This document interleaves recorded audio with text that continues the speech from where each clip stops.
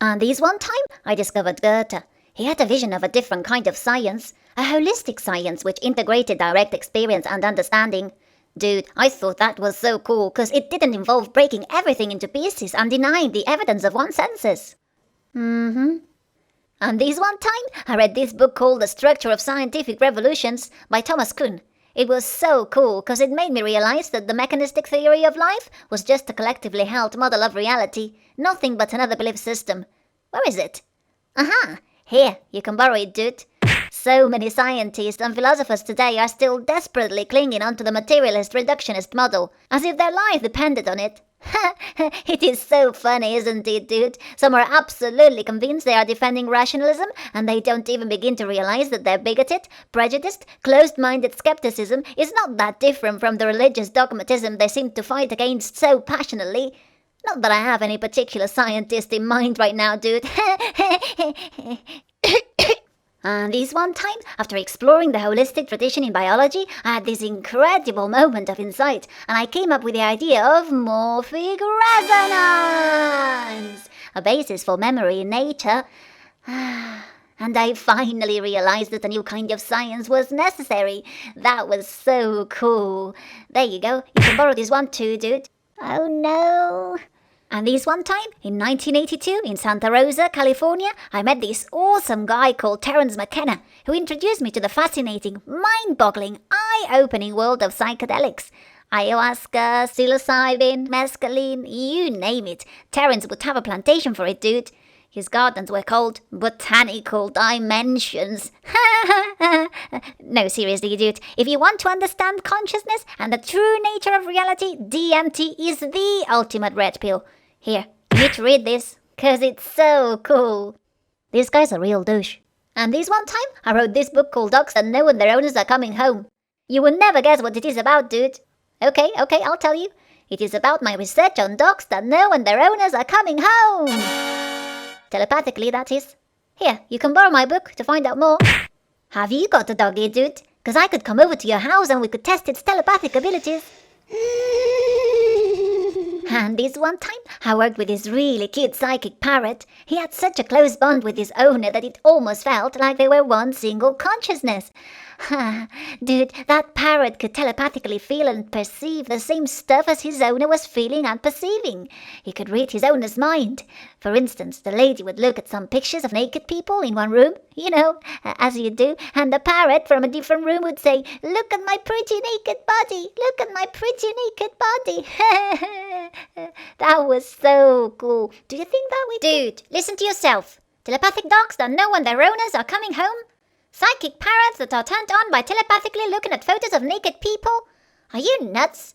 I've had enough of your cold-swallowing logorrhea. Stop pissing me off or I'll force you to eat my putrid farts. Dude, you look a bit stressed out. You really need to calm down. Would you like a nice cup of valerian tea?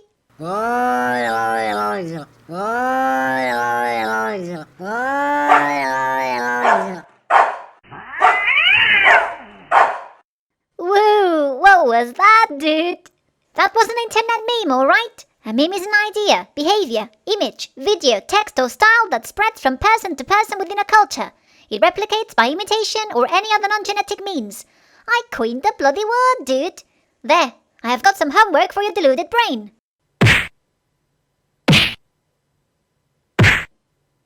Well, that's funny, dude, because I also happen to have some homework for your bigoted brain.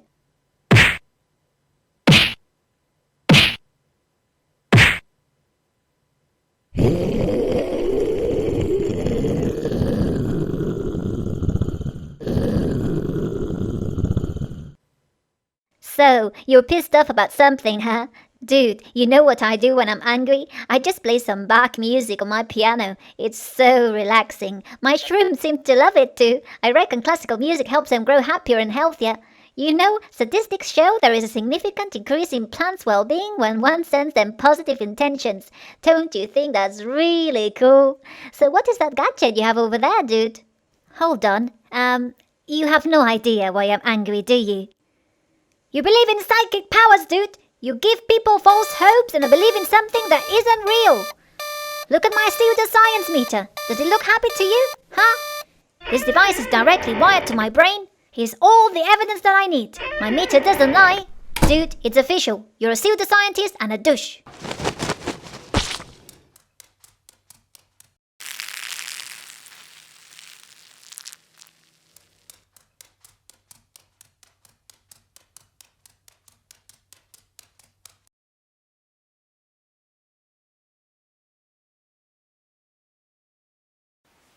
Hello my friends! Well, now you know how I've been spending my time the past few months.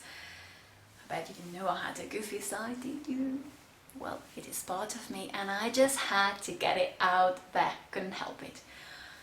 Well, if you like this video, if you really enjoyed it, please press that like button down there. It makes you feel good.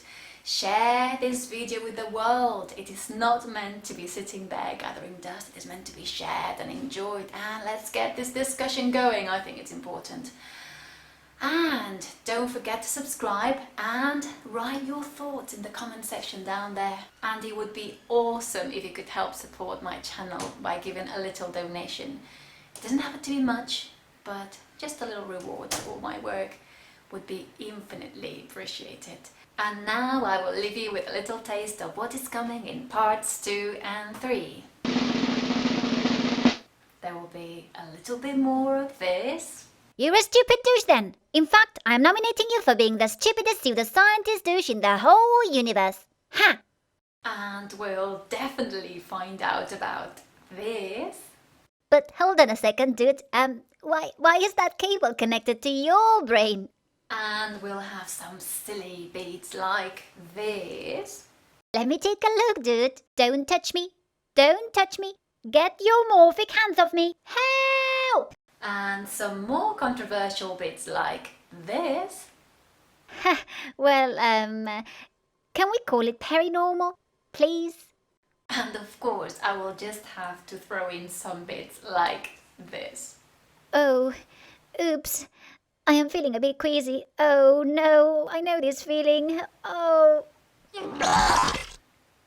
And here is a sneak peek at all the other characters I will bring to the scene, some of which you have already been introduced to, but who have not yet shown much action. There's going to be Dean, and Graham, and James, and Ted, and Vicky. Shall I throw in Deepak too? What do you think? And if time and money allows, I am already thinking of writing and animating part 4, which will be Spleefer's Party! The party where everybody in both camps mingles together. Alright, my friends, well, it is time for me to get back to work. Until next time, hasta la vista, amigos. And this one time,